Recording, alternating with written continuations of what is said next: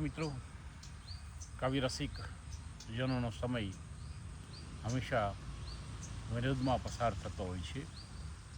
એક સંસ્કૃત શ્લોક છે, કાષ્ટમ શીર્ષી સંસ્થાપ્ય તથા કાષ્ટેન તાદયેત લુપ્ત સ્મૃતિ સદ્યો યોગી નસ તેન જાયતે. માથા પર લાકડી રાખીને એની પર પ્રહાર કરવામાં આવે તો યોગિક સ્મૃતિને તુરંત જાગૃત કરવામાં આવે છે. પણ કેટલાક વ્યક્તિઓની યોગિક સ્મૃતિ જાગૃત થતી જ નથી. એવા થોડાક નર્મ કટાક્ષના કવિ મુકેશ દવે. અમરેલીની ભૂમિ જ આમ તો કવિની ભૂમિ છે એમ કહેવાય કે અમરેલી યાદ આવતા જ આપણને ટપા યાદ આવે, રમેશ પારેખ યાદ આવે.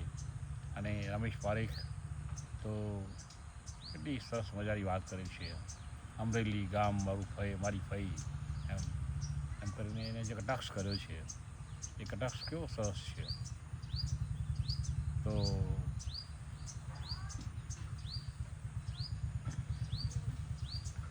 સંજુભાઈનો શેર યથાતથ યાદ નથી, પણ એવું લખે છે કે રપાના કાવ્ય સંગ્રહમાં મૂકીતી જે મેં કાપલી તે સવારે પરી થઈ ગઈ. કંઈક આવા મતલબનો સમગ્ર શેર યાદ નથી, એના માટે માફી ચાહું છું. પણ સંજુભાઈની પણ માફી ચાહું છું. પણ મને એ ગમતો શેર છે, એ ચોક્કસ કહું છું. તો મુશાયરો હોય અને મુશાયરામાં અરસિકજનો પધાર્યા હોય, આ કવિની સામે બગાસા ખાતા હોય, કવિતામાં એને કશી ખબર ન પડતી હોય, કવિતાનો કક્કો ન આવડતો હોય, આવા પણ કેટલાક વ્યક્તિઓ હોય છે. એની મજા જુદી હોય, પણ એ સાથે નરમ કટાક્ષ કરવાની પણ મજા આવે. તો મુશાયરામાં રસિક, આવા શીર્ષકથી કવિશ્રી મુકેશ દવે એકદમ બોલચાલની શૈલીમાં અને ગ્રામીણ પરિવેશની શૈલીમાં એમનું કાવ્ય લખે છે. આપણે અત્યારે એક સરસ મજાના ગ્રામીણ પરિવેશમાં શિવજીના સાનિધ્યમાં બેઠા છીએ અને ત્યારે આ ગીત હું આપ સૌ સમક્ષ રજૂ કરું છું. આપ એ માણશો, આપ સૌને મજા આવે તો લાઈક, કોમેન્ટ, સબસ્ક્રાઈબ જરૂર કરજો. કવિ મુકેશ દવે. એલા હા, શું એ બાત માંડ્યું છે ભાઈ, મુંગારો ને ટોન જુઓ તમે. એલા આ શું એ બાત માંડ્યું છે ભાઈ, મુંગારો ને અમથું મારું માથું પાક્યું છે ભાઈ, મુંગારો ને. એક અહીં તો મારા જેવા સંબંધને નામે આવે છે ભાઈ, એક તો મારા જેવા સંબંધને નામે આવે છે ભાઈ, સાથે સાથે ચાના બાને બે જણાને લાવે છે ભાઈ. અહીં તો મારા જેવા સંબંધને નામે આવે છે ભાઈ, સાથે સાથે ચાના બાને બે જણાને લાવે છે ભાઈ. પણ અહીં તો બુંગણ આડું ફાટ્યું છે ભાઈ, મુંગારો ને. બુંગણ કેવો ગ્રામીણ તળપદ શબ્દ કવિ લઈ આવે છે. બુંગણ આડું ફાટ્યું છે ભાઈ, મુંગારો ને. ને એક પેલો ઘેલો થઈ આંબાથી લીંબુ ઉતારે છે ભાઈ. કવિની કલ્પના છે ને, આંબા પર તો લીંબુ પણ ઉગાડી શકે. અને લીમડાની ડાળીએ કેરી, એમ અનિલ જોશી આપણને યાદ આવે.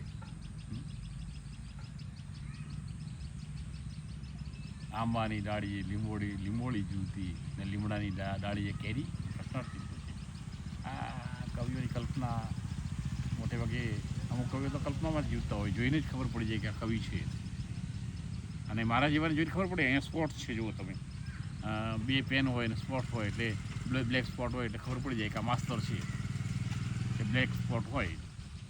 એક પેલો ઘેલો થઈ આંબેથી લીંબુ ઉતારે છે ભાઈ, એની પાછળ બીજો આવી રણમાં વાણ હંકારે છે ભાઈ. આપણને આખો યાદ આવે, સસા સિંહનું વાહણ જ કર્યું, મૃત શ્યામાં જઈને તર્યું, પંજાસુત બે વાણે ચડ્યા, કપુષ્પ વસાણા ભર્યા. આખાના છપ્પા યાદ આવે એવું છે. રણમાં વાણ હંકારે છે ભાઈ, આ ખોટે ખોટા અચજમાં શું દાટ્યું છે ભાઈ? આ કાવ્ય ચમત્કૃતિ માં શું દાટ્યું છે ભાઈ મૂંગારોને? આ સવે તો અંદર અંદર દાદ ઘણીએ લૂંટી છે રે, લૂંટી છે ભાઈ. કેટલાક કવિઓ એના સમૂહને લઈને આવતા હોય, કેટલાક કવિઓ આ જોતા હશે ત્યારે એમ થશે કે મને કહે છે, પણ માફ કરજો, આપણે કોઈને કહેતો નથી, પણ અમુક સમૂહને લઈને આવે, અમુક ચોક્કસ સમૂહ એની કવિતા રજૂ થાય ત્યારે તાળીઓ પાડે.